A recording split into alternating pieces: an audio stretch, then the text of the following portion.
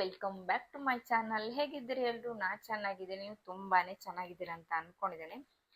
ಇವತ್ತು ನಾನು ಹೇಳಿದ್ದೆ ಲಾಸ್ಟ್ ಟೈಮು, ನಾನು ಟೆಸ್ಟಿಗೆ ಹೋಗಿದ್ದೆ 5 months ಅಲ್ಲಿ ಎಂಡ್ ಆಗುವಾಗ ನಾನು ಟೆಸ್ಟಿಗೆ ಹೋಗಿದ್ದೆ. ಆವಾಗ ನನಗೆ ಡಾಕ್ಟರ್ ಅನಾಮಲಿ ಸ್ಕ್ಯಾನಿಂಗ್ ಬರೆದು ಕೊಟ್ಟಿದ್ರು. ಟೀಫಾ ಅನಾಮಲಿ ಸ್ಕ್ಯಾನಿಂಗ್ ಅಂತ ಬರೆದು ಕೊಟ್ಟಿದ್ರು. ಸ್ಕ್ಯಾನಿಂಗ್ ಮಾಡ್ಕೊಂಡು ಬನ್ನಿ ಅಂತ ಹೇಳಿದ್ರು. ಇದು ನಾರ್ಮಲಿ 20 ವೀಕ್ಸ್ಗೆ ನಾನು ಸ್ಕ್ಯಾನ್ ಮಾಡಿದ್ದು ಇವಾಗ 20 ವೀಕ್ಸ್ 4 ಡೇಸ್ಗೆ ಈ ಸ್ಕ್ಯಾನಿಂಗ್ ಆಗಿರೋದು. ಕೆಲವರಿಗೆ ಸ್ಕ್ಯಾನಿಂಗ್ ಪ್ರಕಾರ ಎಷ್ಟೆಷ್ಟು ವೀಕ್ಸ್ ಇರ್ತದೆ ಆ ವೀಕ್ಸ್ ಪ್ರಕಾರ ನಮಗೆ ಇದು ಸ್ಕ್ಯಾನ್ ಮಾಡಿಸ್ತಾರೆ ಡಾಕ್ಟರ್. ನನಗೆ ಇದು 20 ವೀಕ್ಸ್ 4 ಡೇಸ್ಗೆ ಈ ಸ್ಕ್ಯಾನಿಂಗ್ ಆಗಿದೆ. ಸೊ ನಾನು ಮೊನ್ನೆ ಹೇಳಿ 4 ಡೇಸ್ಗೆ ಈ ಸ್ಕ್ಯಾನ್ ಮಾಡ್ಕೊಂಡು ಬಂದಿದ್ದೆ. ನಾನು 4 ಅಲ್ಲ 2 ಡೇಸ್ಗೆ ನಾನು ಇದು ಸ್ಕ್ಯಾನಿಂಗ್ ಮಾಡ್ಕೊಂಡು ಬಂದಿದ್ದೆ. ಆಮೇಲೆ ನಾನು ಮೊನ್ನೆ ಹೋಗಿ ಸ್ಕ್ಯಾನಿಂಗ್ ಮಾಡಿ ರಿಪೋರ್ಟ್ ಎಲ್ಲ ತೋರಿಸಿ ಬಂದಿದ್ದೆ. ಎಲ್ಲ ನಾರ್ಮಲ್ ಇದೆ ಅಂತ ಹೇಳಿದ್ದಾರೆ. ಇದು ನಾರ್ಮಲಿ ನನಗೆ ಇದು ಟೀಫಾ ಅನಾಮಲಿ ಸ್ಕ್ಯಾನಿಂಗ್ ಅಂತ ಬರೆದು ಕೊಟ್ಟಿದ್ರು. ಫೀಟಲ್ ಅನಾಮಲಿ ಸ್ಕ್ಯಾನಿಂಗ್ ಅಂತ ಹೇಳ್ತಾರೆ. ಇದು ಪ್ರೆಗ್ನೆನ್ಸಿ ಅಲ್ಟ್ರಾಸೌಂಡ್ ಸ್ಕ್ಯಾನಿಂಗ್ ಅಂತ. ಎಲ್ಲ ಸಹ ನಾರ್ಮಲ್ ಆಗಿತ್ತು. ಮಗು ಸ್ವಲ್ಪ ಚಿಕ್ಕದಿದೆ ಅಂತ ಹೇಳಿದ್ರು ನನಗೆ. ಬೇಬಿ 350 ಗ್ರಾಮ್ಸ್ ಇದೆ ಅಂತ ಹೇಳಿದ್ದಾರೆ ಇದರಲ್ಲಿ. ಅದು ಸ್ವಲ್ಪ ಹೇಳಿದ್ದಾರೆ. ಮತ್ತೆ ರಿಪೋರ್ಟ್ಸ್ ಎಲ್ಲ ನಾರ್ಮಲ್ ಇದೆ, ಏನು ತೊಂದರೆ ಇಲ್ಲ ಹೇಳಿದ್ದಾರೆ. ಬ್ಲಡ್ ಸ್ವಲ್ಪ ತುಂಬ ಕಮ್ಮಿ ಇದೆ ಅಂತ ನನಗೆ ಲಾಸ್ಟ್ ಡಬಲ್ ಮಾರ್ಕರ್ ಟೆಸ್ಟ್ ಮಾಡಿದಾಗ ಹೇಳಿದ್ರು. ನನಗೆ ಬ್ಲಡ್ ತುಂಬ ಕಮ್ಮಿ ಇದೆ ಅಂತೇಳಿ. ಹಾಗೆ ನನಗೆ ಮೊನ್ನೆ ಸ್ಕ್ಯಾನಿಂಗ್ ಮಾಡಿ ತೋರಿಸ್ಲಿಕ್ಕೆ ಹೋಗಿದ್ದ ರಿಪೋರ್ಟ್ ಯಾವ ಥರ ಇದೆ ಅಂತೇಳಿ. ಅವಾಗ ನಾನು ವೇಟ್ ಚೆಕ್ ಮಾಡಿದ್ರು ಡಾಕ್ಟರ್. ನಾನು ಒಂದು ಲಾಸ್ಟ್ ವಿಡಿಯೋದಲ್ಲಿ ಹೇಳಿದ್ನಲ್ಲ ನಾನು ನಿಮಗೆ 52 ಸಮಥಿಂಗ್ 53 ಇರಬೇಕು ನಾನು ವೇಟ್ ಇದ್ದೆ. ನಾನು ಟೆಸ್ಟಿಗೆ ಹೋದಾಗ 53 52 ಮೇ ಬಿ ನಾನು ಆ ವೇಟಲ್ಲಿ ಇದ್ದೆ.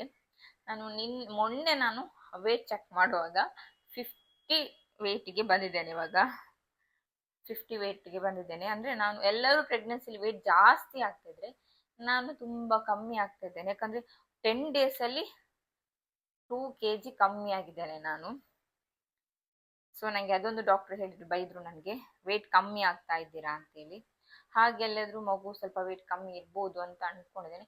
ಬಟ್ ನಾನು ಮಗು ಇದು ವೇಟ್ ಹೇಳುವಾಗೇನ ಕಮ್ಮಿ ಇಲ್ಲ. 6 month ಎಂಡ್ ಆಗುವಾಗ ನನಗೆ ಮಗು 750 ಗ್ರಾಮ್ ಹಾಗೆ ಆಗ್ಬೋದು. ಬಟ್ ಆದ್ರೂ ಸಹ ಡಾಕ್ಟರ್ ಹೇಳಿದ್ರು ಮಗು ಸ್ವಲ್ಪ ವೇಟ್ ಕಮ್ಮಿ ಆಗ್ತಾ ಇದೆ, ಈ ವೇಟ್ ಅನ್ನು ಮೇಂಟೈನ್ ಮಾಡಬೇಡಿ, ಇನ್ನು ವೀಕ್ಲಿ ಮಗುವಿದು ವೇಟ್ ಜಾಸ್ತಿ ಆಗ್ಬೇಕಂತ ಹೇಳಿದ್ದಾರೆ ನನಗೆ ಇವಾಗ. ಹಾಗೆ ವೇಟ್ ಚೆಕ್ ಮಾಡಿದಾಗ ನನಗೆ ಶಾಕ್ ಆಯಿತು. 50 kg ವೇಟ್ ಆಗಿದ್ದೇನೆ ಇವಾಗ. ನಾನು ಪ್ರೆಗ್ನೆನ್ಸಿ ಫಸ್ಟ್ ಕನ್ಫರ್ಮೇಷನ್ಸ್ ಟೆಸ್ಟಿಗೆ ಹೋದಾಗ 60 ಅಬೌವ್ ಇದ್ದೆ ನನ್ನ ಒಂದು ವೇಟ್. ಇವಾಗ ನಾನು 50 kg ಇದ್ದೇನೆ ನಾನು ಇವಾಗ. ನನಗೆ ಶಾಕ್ ಆಯಿತು. ತಿಂತೀನಿ, ಫುಡ್ ಎಲ್ಲ ತಿಂತೀನಿ ನಾನು, ಹಾಗೇನಿಲ್ಲ. ಬಟ್ ಜಾಸ್ತಿ ತಿನ್ಲಿಕ್ಕಾಗಲ್ಲ. ಎಲ್ಲರಿಗೆ ಗೊತ್ತಿದೆ 6 month ಆಗುವಾಗ ನಮಗೆ ತಿನ್ಲಿಕ್ಕೆ ತುಂಬಾ ಆಸೆ ಆಗ್ತದೆ. ಅದು ಇದು ಎಲ್ಲ ತಿನ್ನುವಂತ ಆಸೆ ಆಗ್ತದೆ. ಬಿರಿಯಾನಿ ತಿನ್ನುವ, ಆ್ಯಕ್ಚುಲಿ ನನಗೆ ಬಿರಿಯಾನಿ ಅಂದರೆ ತುಂಬ ಇಷ್ಟ. ಅದು ಇದು ತಿನ್ನುವಂತ ಆಗ್ತಾ ಇರ್ತದೆ. ಬಟ್ ಜಾಸ್ತಿ ತಿಂದ ಕೂಡಲೇ ಎದೆ ಸ್ವಲ್ಪ ಹಾರ್ಟ್ ಬರ್ನ್ ಆಗಲಿಕ್ಕೆ ಸ್ಟಾರ್ಟ್ ಆಗ್ತದೆ, ತಿನ್ಲಿಕ್ಕಾಗಲ್ಲ. ಹಾಗೆ ಸ್ವಲ್ಪ ತಿಂತೇನೆ ಅಷ್ಟೇ. ಮತ್ತೆ ತಿನ್ನೋದೇನು ಇಲ್ಲ, ತಿಂತಾ ಇದ್ದೇನೆ. ಆದರೂ ನನ್ನ ವೇಟ್ ಜಾಸ್ತಿ ಆಗ್ತಿಲ್ಲ. ಒಂದೇ ಸಲ ನಾನು 50 kgಗೆ ಬಂದಿದ್ದೇನೆ ಅಂತ ಹೇಳಿದ್ರು ಡಾಕ್ಟ್ರು. ಅದೊಂದು ಸ್ವಲ್ಪ ಬ್ಲಡ್ ಸಹ ನನಗೆ ಲಾಸ್ಟ್ ಟೈಮ್ ಕಮ್ಮಿ ಉಂಟು ಅಂತ ಹೇಳಿದ್ರಲ್ಲ. ಸೊ ಹಾಗೆ ಕೇಳಿದ್ರೆ ಏನಾಗ್ತದೆ ಬ್ಲಡ್ ಕಮ್ಮಿ ಆದ್ರೆ ಅಂತ. ಅವಾಗ ಡಾಕ್ಟರ್ ಹೇಳಿದ್ರು ಬ್ಲಡ್ ಕಮ್ಮಿ ಆದ್ರೆ ನಮಗೆ ಡೆಲಿವರಿ ಟೈಮಲ್ಲಿ ಫಿಟ್ಸ್ ಇಲ್ಲದ್ರೆ ಇದು ಎಂಥದ್ದು ಬರ್ತಾ ಇಲ್ಲ ಬಾಯಲ್ಲಿ,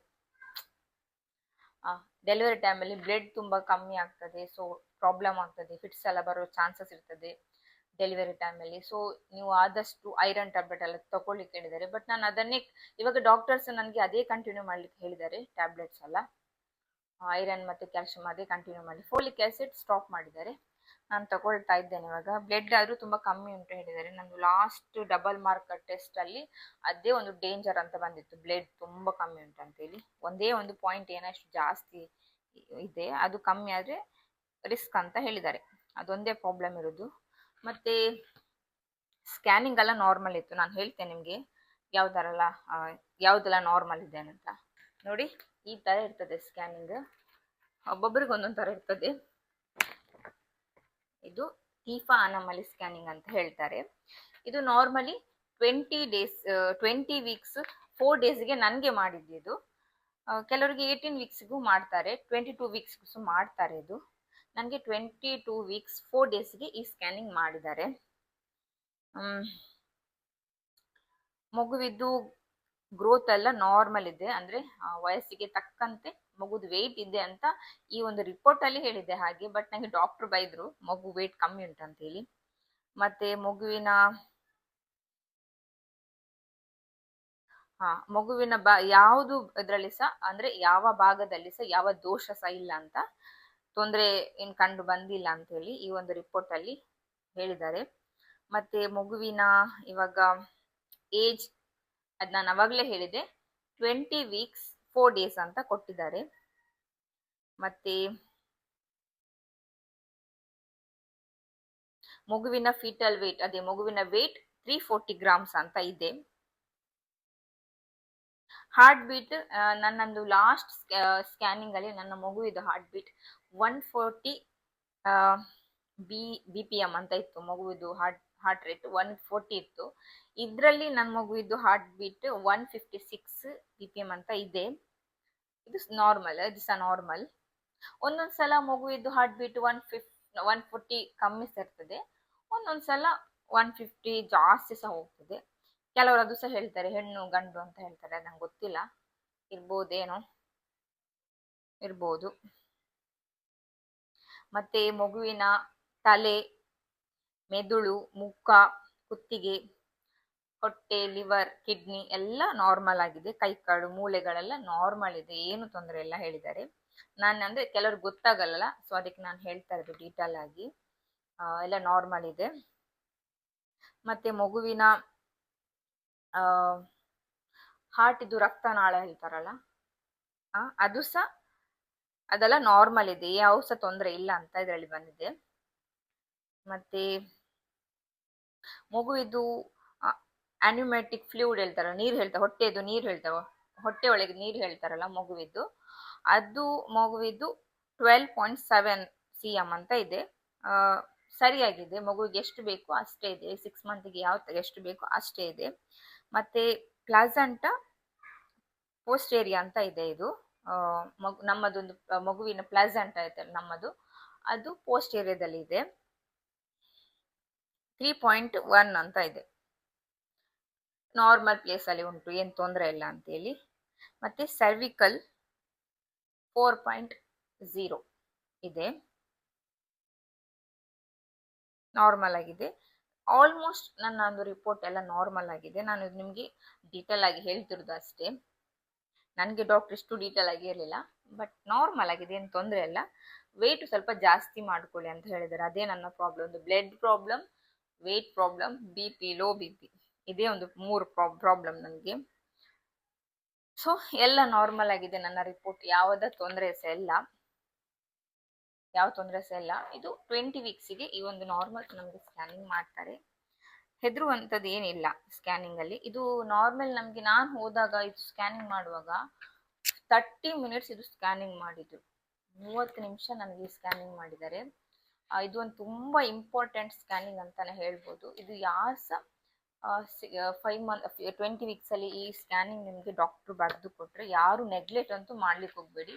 ಈ ಸ್ಕ್ಯಾನಿಂಗ್ ತಪ್ಪದೆ ಮಾಡಿ, ಮಿಸ್ ಮಾಡ್ಕೊಳ್ಬೇಡಿ. ಯಾಕಂದ್ರೆ ಮಗುಗೆ ಏನಾದ್ರೂ ಪ್ರಾಬ್ಲಮ್ಸ್ ಇದ್ರೆ ಅದು ನಮ್ಗೆ ಈಗಲೇ ಹೇಳ್ತಾರೆ. ಹೆದರೋದಂತ ಏನಿಲ್ಲ, ನಾರ್ಮಲ್ ಇರ್ತದೆ. ಬಟ್ ಹೇಳೋದು ಏನಾದ್ರು ಪ್ರಾಬ್ಲಮ್ ಇದ್ರೆ ಈಗಲೇ ಏನಾದ್ರು ಇದ್ರೆ ಹೇಳಿಬಿಡ್ತಾರೆ. ಸೊ ಈ ಒಂದು ಸ್ಕ್ಯಾನಿಂಗ್ ಯಾರು ಸಹ ಮಿಸ್ ಮಾಡ್ಕೊಳ್ಬೇಡಿ. ನೆಕ್ಸ್ಟ್ ನಮಗೆ 7 ಮಂತ್ಸ್ 8 ಮಂತ್ಸ್ಗೆ ಯಾವ ತರ ಸ್ಕ್ಯಾನಿಂಗ್ ಇರ್ತದೆ ಅಂತ ನಾನು ನಿಮಗೆ ಹೇಳ್ತೇನೆ. ಸೊ ಇವತ್ತು ನನ್ನ ಈ ಒಂದು ಸ್ಕ್ಯಾನಿಂಗ್ ಇದು ನಾನು ನಿಮಗೆ ಹೇಳಿದ್ದೇನೆ. ಚೆನ್ನಾಗಿ ಅದನ್ನ ಹೇಳಿ. ಇವಾಗ ನನಗೆ 6 ಮಂತ್ 5 ಮಂತ್ ಕಂಪ್ಲೀಟ್ ಆಗಿ ಇವಾಗ ನಾನು 6 ಮಂತಿಗೆ ಬಂದಿದ್ದೇನೆ. ಈ ಟೈಮಲ್ಲಿ ಜಾಸ್ತಿ ನಮ್ಮ ಬಾಡಿಗೆ ಬ್ಲಡ್, ಈ 6 ಮಂತ್ ಆಗುವಾಗ ಬ್ಲಡ್ ಜಾಸ್ತಿ ಬೇಕು ಹೇಳ್ತಾರೆ ಮಗುವಿಗೆ. ನಾವು ತಿಂದಿದ್ದೆಲ್ಲ ಮಗುವೆ ಜಾಸ್ತಿ ತಗೊಳ್ತದೆ ಹೇಳ್ತಾರಲ್ಲ. ಸೊ ಅದಕ್ಕೋಸ್ಕರ ಡಾಕ್ಟ್ರು ತುಂಬ ಸಲ ಹೇಳಿದ್ರು ವೆಯ್ಟ್ ಕಮ್ಮಿ ಆಗಬೇಡಿ, ಸರಿ ತಿನ್ನಿ ಅಂತ. ನೀವು ಸಹ 6 ಮಂತ್ ಪ್ರೆಗ್ನೆಂಟ್ ಆಗಿದ್ರೆ ನೀವು ಅದೇ ಫಾಲೋ ಮಾಡಿ, ಚೆನ್ನಾಗಿ ತಿನ್ನಿ. ನಾನು ತಿಂತಾ ಇದ್ದೇನೆ ಅದು, ಬಟ್ ನಾನು ದಪ್ಪ ಆಗ್ತಾ ಇಲ್ಲ. ನನ್ನ ಡಾಕ್ಟರ್ ಕೇಳೇ ಬಿಟ್ರು, ಎಂತ ನೀವು ಫಿಟ್ನೆಸ್ ಮೇಂಟೈನ್ ಮಾಡ್ತಾ ಇದ್ದೀರಾ ಅಂತ ಕೇಳಿದ್ರು. ಮಾಡೋ ಟೈಮಲ್ಲಿ ಮಾಡಲಿಲ್ಲ, ಇವಾಗ ಯಾಕೆ ಮಾಡ್ತಾ ಇದ್ದೀರಾ ಕೇಳಿದ್ರಾ. ಅದೆಲ್ಲ ಮಾಡಕ್ಕೆ ಹೋಗ್ಬೇಡಿ ಅಂತ ನಾನು ಅನ್ಕೊಳ್ತಿದ್ದೆ. ನಾನು ಮಾಡೋ ಟೈಮಲ್ಲಿ ವೇಟ್ ಲಾಸ್ ಆಗಲಿಲ್ಲ, ಇವಾಗ ಆಟೋಮೆಟಿಕ್ ವೇಟ್ ಲಾಸ್ ಆಗ್ತಾ ಇದ್ದೇನೆ. ಅದೇ ನನ್ಗೊಂಥರ ವಿಚಿತ್ರ ಆಗ್ತಿರೋ. ತಿಂತಾ ಇದ್ದೇನೆ, ಎಷ್ಟು ಬೇಕು ಅಷ್ಟು ತಿಂತಾ ಇದ್ದೇನೆ, ಜಾಸ್ತಿ ತಿನ್ಲಿಕ್ಕೆ ಆಗಲ್ಲ. ವೇಟ್ ಲಾಸ್ ಆಗೇ ಆಗ್ತಾರೆ ಕೆಲವರು, ಯಾಕಂದ್ರೆ 4 ಮಂತ್ಸ್ ತನಕ ನಮಗೆ ಕಂಪ್ಲೀಟ್ ಆಗಿ ವಾಮಿಟಿಂಗ್ ಇರುತ್ತೆ, ಯಾವುದು ತಿನ್ಲಿಕ್ಕೆ ಮನ್ಸಾಗಲ್ಲ. 5 ಮಂತ್ಸಲ್ಲಿ ಸ್ವಲ್ಪ ಸ್ವಲ್ಪ ತಿನ್ಲಿಕ್ಕೆ ಸ್ಟಾರ್ಟ್ ಮಾಡ್ತಾ ಇರ್ತೇವೆ, ಆದ್ರೂ ಮಿಡಲ್ ಅಲ್ಲಿ ಒಂದೊಂದು ಸಲ ವಾಮಿಟ್ ಆಗಿ ಹೋಗ್ತದೆ. ಇವಾಗ 6 ಮಂತ್ ಆದ್ರೂ ಸಹ ವೇಟ್ ಜಾಸ್ತಿ ಆಗ್ತಿಲ್ಲ. ಆದ್ರೆ ನನ್ನ ಒಂದು ಫಸ್ಟ್ ಪ್ರೆಗ್ನೆನ್ಸಿಯಲ್ಲಿ, ನನ್ನ ಮಗಳ ಪ್ರೆಗ್ನೆನ್ಸಿಯಲ್ಲಿ ನನ್ನ 5 ಮಂತ್ಸಲ್ಲಿ ನಾನು ದಪ್ಪ ಆಗಿದ್ದೆ, ಆಲ್ಮೋಸ್ಟ್ ದಪ್ಪ ಇದ್ದೆ ನಾನು. ಹೊಟ್ಟೆ ಸಹ ಚೆನ್ನಾಗಿ ಕಾಣ್ತಾ ಇತ್ತು, ಬಟ್ ನನಗೆ ಇದರಲ್ಲಿ 6 ಮಂತ್ ಅಂತ ಗೊತ್ತೇ ಆಗಲ್ಲ. ಹೊಟ್ಟೆ ಸಹ ತುಂಬಾ ಸಣ್ಣದಿದೆ, ಹೊಟ್ಟೆ ಕಾಣುವುದೇ ಇಲ್ಲ ನೋಡಿ. 6 ಮಂತ್ ಅಂತ ಯಾರು ಹೇಳುದಿಲ್ಲ, ಯಾಕಂತ ಗೊತ್ತಿಲ್ಲ. ಕೆಲವರು ಹೇಳ್ತಾರೆ ಹೊಟ್ಟೆ ಕಾಣ್ಲಿಲ್ಲ ಅಂದ್ರೆ ಗಂಡು ಮಗು ಹೇಳ್ತಾರೆ, ಕೆಲವರು ಹೊಟ್ಟೆ ಏನಾದ್ರು ರೌಂಡ್ ಆಗಿದ್ರೆ ಹೆಣ್ಣು ಮಗು ಅಂತ ಹೇಳ್ತಾರೆ. ಗೊತ್ತಿಲ್ಲ, ನಾನು ಅದೆಲ್ಲ ಬಿಲೀವ್ ಮಾಡಲ್ಲ, ಅಷ್ಟೊಂದು ನನಗೆ ಅದ್ರ ಬಗ್ಗೆ ಐಡಿಯಾ ಇಲ್ಲ. ನಾನು ನೆಕ್ಸ್ಟ್ ನಾನು ಲಾಗಲ್ಲಿ ನನ್ನ ಅಂದ್ರೆ ಹೆಣ್ಮಗು ಪ್ರೆಗ್ನೆನ್ಸಿಯಲ್ಲಿ ಯಾವ ತರ ನನಗೆ ಸಿಂಪ್ಟಮ್ಸ್ ಇತ್ತು ಅಂತ ನಾನು ನಿಮಗೆ ನೆಕ್ಸ್ಟ್ ಒಂದು ಲಾಗಲ್ಲಿ ನಾನು ಹೇಳ್ತೇನೆ. ನನ್ಗೆ ಯಾವ ತರ ಸ್ಕ್ಯಾನಿಂಗ್ ಇತ್ತು, ನನ್ಗೆ ಯಾವ ತರ ಒಂದು ಸಿಂಪ್ಟಮ್ಸ್ ಇತ್ತು ಅಂತ ನಿಮ್ಮ ಹತ್ರ ಶೇರ್ ಮಾಡ್ಕೊಳ್ತೇನೆ. ಬಟ್ ಇವಾಗಲ್ಲ, ನಾನು ನೆಕ್ಸ್ಟ್ ಯಾವಾಗ ಅದೊಂದು ಲಾಗಲ್ಲಿ ಶೇರ್ ಮಾಡ್ತೇನೆ. ಯಾರಾದ್ರೂ ಈ ಒಂದು ಸ್ಕ್ಯಾನಿಂಗ್ ನಿಮ್ಗೆ ಡಾಕ್ಟರ್ ಹೇಳಿದ್ರೆ ಮಿಸ್ ಮಾಡದೆ ಮಾಡಿ. ಇಂಥ ಟೈಮಲ್ಲಿ ಜಾಸ್ತಿ ನೀರು ಕುಡೀರಿ, ಯಾಕಂದ್ರೆ ನಮಗೆ ಬ್ಲಡ್ ಸಪ್ಲೈ ಆಗಬೇಕು ಮಗುವಿಗೆ. ಸೊ ಈ ಟೈಮಲ್ಲಿ ಜಾಸ್ತಿ ನೀರು ಕುಡೀರಿ. ಇನ್ನಂತೂ ಮಳೆಗಾಲ ಬಂತು, ಸೆಕೆ ಎಲ್ಲ ಮುಗಿತಾ ಬಂತು, ಸೆಕೆ ಎಲ್ಲ ಇಲ್ಲ ಇನ್ನು. ಸೊ ಆದಷ್ಟು ಫುಡ್, ಬಿಸಿ ಬಿಸಿ ಫುಡ್ ತಿನ್ನಿ, ಸೊಪ್ಪು ತರಕಾರಿ ಎಲ್ಲ ಜಾಸ್ತಿ ತಿನ್ನಿ. ನಾನು ತಿಂತಾ ಇದ್ದೇನೆ, ಬಟ್ ದಪ್ಪ ಅಂತೂ ಆಗ್ತಾ ಇಲ್ಲ, ವೇಟ್ ಜಾಸ್ತಿ ಆಗ್ತಾ ಇಲ್ಲ. ಮತ್ತೆ ನನಗಂತೂ ಸಿಕ್ಕಾಪಟ್ಟೆ BP ಲೋ ಆಗೋದಾಯ್ತಾ. ಇವಾಗಂತೂ ಒಂದು 5 ಮಂತ್ಸ್ ಆದ್ಮೇಲೆ ನಂಗೆ ಸ್ಟಾರ್ಟಿಂಗ್ ಇಂದನೇ BP ಲೋ. ಆದ್ರೂ ನನ್ನ ಫಸ್ಟ್ ಪ್ರೆಗ್ನೆನ್ಸಿ ನನಗೆ BP ಲೋ ಇತ್ತು, ಆದ್ರೆ ನನಗೆ ಪ್ರೆಗ್ನೆನ್ಸಿ ಆದ್ಮೇಲೆ ನನಗೆ BP ಲೋ ಅಷ್ಟೊಂದು ಇರ್ಲಿಲ್ಲ. ಪ್ರತಿಯೊಂದು ಟೆಸ್ಟಿಗೆ ಹೋದಾಗ BP ನಾರ್ಮಲ್ ಆಗಿ ಇತ್ತು. ಬಟ್ ಈ ಒಂದು ಪ್ರೆಗ್ನೆನ್ಸಿಯಲ್ಲಿ ನನಗೆ ತುಂಬಾನೇ BP ಲೋ ಆಯ್ತು. ಯಾವಾಗಲೂ ಟೆಸ್ಟ್ ಮಾಡಿದ್ರು BP ಲೋನೇ. ಡಾಕ್ಟರ್ ಹೇಳಿದ್ದಾರೆ ನನಗೆ ಜಾಸ್ತಿ ಉಪ್ಪು, ಮತ್ತೆ ಜಾಸ್ತಿ ಉಪ್ಪು ಅಲ್ಲ, ಉಪ್ಪಿನಂಶ ಜಾಸ್ತಿ ತಗೊಳ್ಳಿ ಅಂತ. ನಾನಂತೂ ಸರಿ ಉಪ್ಪು ತಿಂತೇನೆ, ಉಪ್ಪಿನಕಾಯಿ ಎಲ್ಲ ತಿಂತೇನೆ, ಆದ್ರೂ ನನ್ನ BP ಅಂತೂ ಮೇಲೆ ಬರ್ತಾನೆ ಇಲ್ಲ. BP ಲೋ ಹೇಳಿದ್ದಾರೆ. ನಿಮ್ಗೆ ಯಾರಾದ್ರೂ BP ಲೋ ಎಲ್ಲ ಇದ್ರೆ ಜಾಸ್ತಿ ಉಪ್ಪು ಇರುವ ಅಂಶ ಜಾಸ್ತಿ ತಿನ್ನಿ. ನಾನು ತಗೊಳ್ತಾ ಇದ್ದೇನೆ, ಆದ್ರೂ ನನಗೆ BP ಲೋ ಅಂತಾನೆ ಬರ್ತಾ ಇದೆ. ಮತ್ತೆ ಅವಳು ಪ್ರೆಗ್ನೆಂಟ್ ಎಲ್ಲ ಇದೆಲ್ಲ ಇರಲಿಲ್ಲ. ಈ ಪ್ರೆಗ್ನೆಂಟ್ ಅಲ್ಲಿ ನಂಗೆ ತುಂಬಾನೇ ಪ್ರಾಬ್ಲಮ್, ಬ್ಲಡ್ ಇಲ್ಲ, ಮತ್ತೆ BP ಲೋ.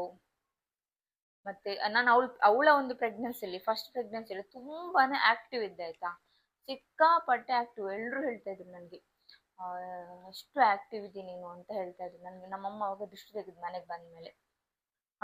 ಆ ತರ ತುಂಬಾ ಆಕ್ಟಿವ್ ಇದ್ದೆ.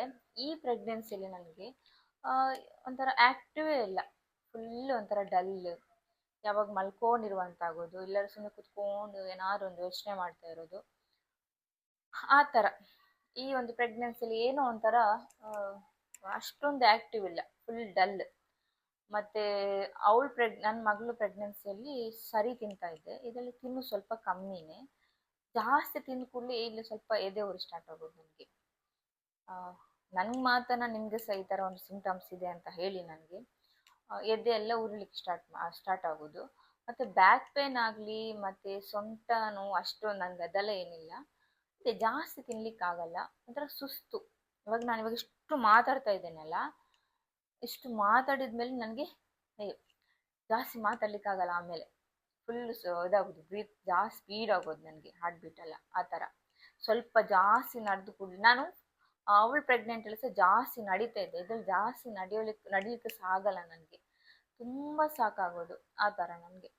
ಮತ್ತೆ ಅವಳು ಪ್ರೆಗ್ನೆನ್ಸಿಯಲ್ಲಿ ತಿನ್ನೋದು ಮಾತ್ರ ಆಸೆ ಇರ್ತಾಯ್ತಾ ನನಗೆ, ಅದು ತಿನ್ಬೇಕು ಇದು ತಿನ್ಬೇಕು ಆ ಥರ ಅಲ್ಲ.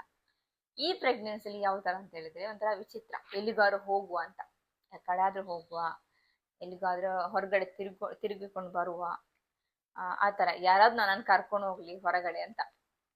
ನನ್ನ ಕಸಿನ್ಸಿಗೆಲ್ಲ ಹೇಳ್ತಿದ್ದೆ ನಾನು ಕರ್ಕೊಂಡು ಹೋಗಿ ಎಲ್ಲಿಗಾದ್ರು ಅಂತ. ಸೊ ಅದಕ್ಕೆ ಇವತ್ತು ನನ್ನ ಕಸಿನ್ಸ್ ಎಲ್ಲ ಫೋನ್ ಮಾಡಿದ್ರು ಬೆಳಗ್ಗೆ, ಬಾ ಮನೆಗೆ ಬಾ, 1-2 ದಿನ ಕೂತ್ಕೊಂಡು ಹೋಗು ಅಂತ. ಆ ಥರ ನನಗೆ ಇದರಲ್ಲಿ ಎಲ್ಲಿಗಾದ್ರೂ ಹೋಗುವ, ಎಲ್ಲಿಗಾದ್ರೂ ತಿರ್ಗಾಡ್ಲಿಕ್ಕೆ ಹೋಗುವ, ಮನೇಲಿ ಇದ್ದಿದ್ದು ಒಂಥರ ಬೋರಿಂಗ್ ಥರ, ಆ ಥರ ಒಂಥರ ವಿಚಿತ್ರ ಒಂಥರ ಸಿಂಪ್ಟಮ್ಸ್ ಅಂತಾನೆ ಹೇಳ್ಬೋದು. ಮತ್ತೇನಾದ್ರು ಈ ಊದ್ಬತ್ತಿ ಸ್ಮೆಲ್ ಮತ್ತೆ ಈ ಕರ್ಪೂರದ ಸ್ಮೆಲ್ ಅದೆಲ್ಲ ತುಂಬಾ ಇಷ್ಟ ಆಗುದಾಯ್ತಾ ಈ ಒಂದು ಟೈಮಲ್ಲಿ. ಮತ್ತೆ ಈ ಮಳೆ ಬಂದಾಗ ಈ ಮಣ್ಣಿದ ಸ್ಮೆಲ್ ಬರ್ತದಲ್ವಾ, ಅದು ಸಹ ತುಂಬಾ ಇಷ್ಟ ಆಗೋದು ನನಗೆ. ಅದೆಲ್ಲ ತಿನ್ಲಿಕ್ಕೆ ಮನ್ಸು ಬರಲ್ಲ, ಕೆಲವರೆಲ್ಲ ತಿಂತಾರೆ, ನನ್ಗೆ ಅದೆಲ್ಲ ಇಂಟ್ರೆಸ್ಟ್ ಇಲ್ಲ, ತಿನ್ಬೇಕು ಮಣ್ಣು ತಿನ್ಬೇಕು ಅದೆಲ್ಲ ಇಲ್ಲ. ಬಟ್ ಇದ್ರಲ್ಲಿ ಒಂಥರ ಸ್ಮೆಲ್ ಇಷ್ಟ ಆಗೋದು ನನಗೆ.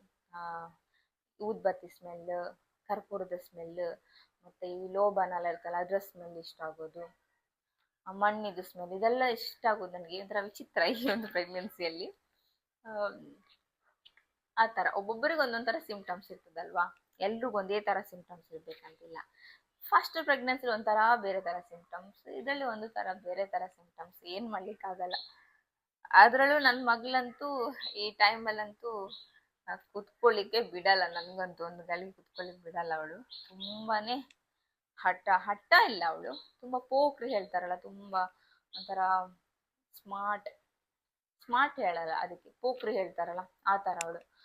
ನಾನು ಆ್ಯಕ್ಚುಲಿ ಅನ್ಕೊಂಡಿದ್ದೆ ಗಂಡು ಮಕ್ಕಳೇ ತುಂಬಾ ಪೋಖ್ರಿ ಅಂತ ಅನ್ಕೊಂಡಿದ್ದೆ. ಇಲ್ಲ, ಅದೆಲ್ಲ ಸುಳ್ಳು. ಹೆಣ್ಮಕ್ಳು ಅಷ್ಟೇ ಪೋಖ್ರಿದ್ದಾರೆ, ಹೆಣ್ಮಕ್ಳು ಅಷ್ಟೇ ಜೋರಿದ್ದಾರೆ. ಸೊ ಅವಳು ಹಿಂದ್ಗಡೆನೆ ನಂಗೆ ಸಾಕಾಗಿ ಹೋಗ್ತದೆ ಇವಾಗ ಏನೋ ಮಲ್ಕೊಂಡಿದ್ದಾಳೆ. ಅವಳು ಮಲಗಿದ್ದಕ್ಕೆ ನಾನು ವಿಡಿಯೋ ಮಾಡ್ಲಿಕ್ಕೆ ಆಗಿರೋದು, ಇಲ್ಲಾಂದ್ರೆ ನಾನು ವಿಡಿಯೋ ಮಾಡ್ಲಿಕ್ಕೆ ಬಿಡಲ್ಲ. ಈ ಒಂದು ಟ್ರೈಪೋಡ್ ಎಲ್ಲ ತೆಗ್ದು ಬಿಸಾಡ್ತಾ ಇದ್ಲು ಅವಳು. ಮತ್ತೆ ನಂದು ಇನ್ನೊಂದು ಹೇಳಿಕ್ ನೆನಪೋಯ್ತು ನನಗೆ, ಸಾರಿ. ನನ್ನದು ಇದು ಸಿಫಾಲಿಕ್ ಪೊಸಿಷನ್ ಅಲ್ಲಿದೆ ಬೇಬಿ, ಹೆಡ್ ಕೆಳಗೆ ಇದೆ ಮಗುವಿದು. ಇದು ನಾರ್ಮಲ್ ಡೆಲಿವರಿಗೆಲ್ಲ ತುಂಬಾ ಒಳ್ಳೇದು ಹೇಳ್ತಾರೆ. ನಾನು ಫಸ್ಟ್ ಡೆಲಿವರಿ ಆಗಿದ್ದು C-ಸೆಕ್ಷನ್. ಬಟ್ ನಾನು ಡಾಕ್ಟರ್ ಹತ್ರ ಕೇಳಿದ್ದೇನೆ, ನಾರ್ಮಲ್ ಡೆಲಿವರಿ ಆಗ್ಲಿಕ್ಕೆ ಟ್ರೈ ಮಾಡ್ಬೋದಾ ಅಂತೇಳಿ. ಡೌಟ್ ಅಂತ ಹೇಳಿದ್ದಾರೆ, ಯಾಕಂದ್ರೆ ಬ್ಲಡ್ಸ ಕಮ್ಮಿ ಉಂಟು, ಮತ್ತೆ ತುಂಬಾ ರಿಸ್ಕ್ ತಗೊಳ್ಳಿಕ್ಕೆ ಆಗಲ್ಲ ಅಂತ ಹೇಳಿದ್ದಾರೆ. ಯಾಕಂದ್ರೆ ಗ್ಯಾಪ್ ಇಲ್ವಲ್ಲ ನನಗೆ ಈ ಒಂದು ಪ್ರೆಗ್ನೆನ್ಸಿಯಲ್ಲಿ, ಸಿಸರಿನ್ ಆಗಿದೆ ಅಷ್ಟೇ ಅಲ್ವಾ. ಸೊ ಒಳಗೆ ಯಾವ ತರ ಗಾಯ ಒಣಗಿರ್ತದಿಲ್ಲ ಗೊತ್ತಿಲ್ಲ ಅಲ್ವಾ ಅಂತ ಹೇಳಿದ್ದಾರೆ. ನೋಡುವ, ಟ್ರೈ ಮಾಡುವ ಅಂತ ಹೇಳಿದ್ದಾರೆ, ಗೊತ್ತಿಲ್ಲ ನಾರ್ಮಲ್ ಆಗುತ್ತಾ C-ಸೆಕ್ಷನ್ ಆಗ್ತದೆ ಅಂತೇಳಿ ಗೊತ್ತಿಲ್ಲ. ಅದೇ ಮಗುವಿದ ಹೆಡ್ ಸ್ವಲ್ಪ ಹೀಗೆ ಕೆಳಗೆ ಇದೆ, ಸಿಫಾಲಿಕ್ ಪೊಸಿಷನ್ ಆಗಿದೆ. ಸೊ ಇವತ್ತಿನ ಲಾಗ್ ಇಷ್ಟೇ. ನಾನು ಅನ್ಕೊಂಡಿದ್ದೇನೆ ಇವತ್ತಿನ ಲಾಗ್ ನಿಮಗೆ ಇಷ್ಟ ಆಗಿರ್ಬೋದಂತ ಅನ್ಕೊಂಡಿದ್ದೇನೆ. ಇವತ್ತಿನ ಲಾಗ್ ನಿಮಗೆ ಇಷ್ಟ ಆಗಿದ್ರೆ ಪ್ಲೀಸ್ ಸಬ್ಸ್ಕ್ರೈಬ್ ಮಾಡಿ. ಕೆಲವರೆಲ್ಲ ವಿಡಿಯೋಸ್ ನೋಡ್ತಾರೆ, ಆದರೆ ಸಬ್ಸ್ಕ್ರೈಬ್ ಮಾಡ್ತಾ ಇಲ್ಲ. ಇನ್ನು ಕೆಲವರು ಸಬ್ಸ್ಕ್ರೈಬ್ ಮಾಡ್ಕೊಂಡಿದ್ದಾರೆ, ಅನ್ಸಬ್ಸ್ಕ್ರೈಬ್ ಮಾಡ್ತಿದ್ದಾರೆ ಏನೋ ಗೊತ್ತಿಲ್ಲ. ಕೆಲವರು ವಿಡಿಯೋಸ್ ನೋಡ್ತಾರೆ, ಸಬ್ಸ್ಕ್ರೈಬ್ ಮಾಡಿ. ನೀವು ಒಂಥರ ನನಗೆ ಸಬ್ಸ್ಕ್ರೈಬ್ ಆಗಲಿ, ಲೈಕ್ ಆಗಲಿ, ಏನಾದ್ರು ಕಮೆಂಟ್ಸ್ ಏನಾದರೂ ನನಗೆ ಕಮೆಂಟ್ಸ್ ಮಾಡಿದರೆ ನನಗೂ ಏನೋ ಒಂಥರ ಹೊಸ ಥರ ವಿಡಿಯೋಸ್ ಮಾಡುವಂಥ ನನಗೂ ಒಂಥರ ಒಂದು ಪ್ರೋತ್ಸಾಹ ಬರ್ತದೆ ಅಂತಲೇ ಹೇಳ್ಬೋದು. ಏನಾದ್ರು ಡೌಟ್ಸ್ ಏನಾದರೂ ಇದ್ದರೆ ನನಗೆ ಕಮೆಂಟ್ ಮಾಡಿ, ಸಬ್ಸ್ಕ್ರೈಬ್ ಮಾಡಿ, ಲೈಕ್ ಮಾಡಿ, ಶೇರ್ ಮಾಡಿ.